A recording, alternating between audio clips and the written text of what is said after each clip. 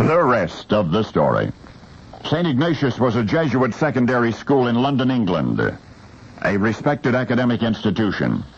Al was age 10 when his parents sent him to St. Ignatius. Now, boarding schools of that era were notoriously strict. However, St. Ignatius had a ferocious reputation. The Jesuits were enthusiastic promoters of corporal punishment, their theory being that a little hell on earth might encourage young boys to avoid the real thing. And so the slightest offense was vigorously, ceremoniously punished. At St. Ignatius, the most frequently employed disciplinary device was a cane made of very hard rubber. The degree of misbehavior would determine the number of blows to the back of the hand. It is said that the punishing priests struck with such force that the recipient's hand would be numb after 3 strokes, and therefore 6 strokes, 3 for each hand, was usually the extent of a day's punishment. And should an offense merit more, say 12 strokes, then the offender would be required to return the following day to receive the complement of his sentence.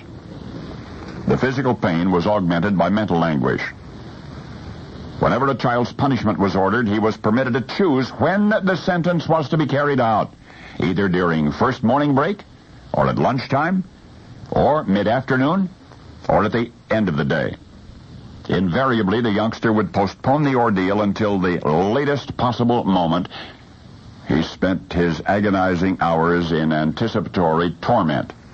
When the hour of punishment finally arrived, the errant boy would report to one of the priests, and solemnly the child's name would be inscribed in the register along with the number of strokes to be inflicted.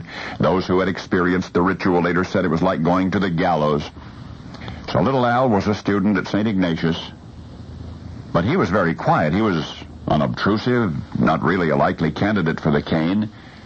In all things, including mischief, he preferred to watch rather than to participate, but this is the rest of the story.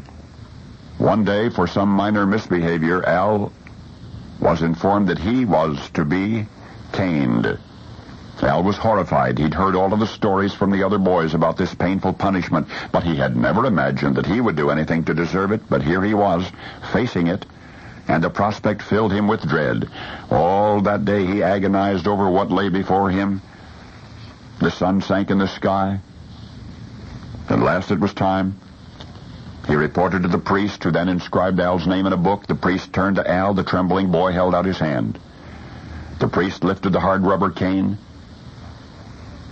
And then the priest stopped. For an interminable moment he gazed sadly at Al and finally said, "This isn't nice, is it?" To which Al meekly replied, "No, Father." And the priest extended the cane, allowing it to fall ever so gently, one time on the back of the little boy's hand.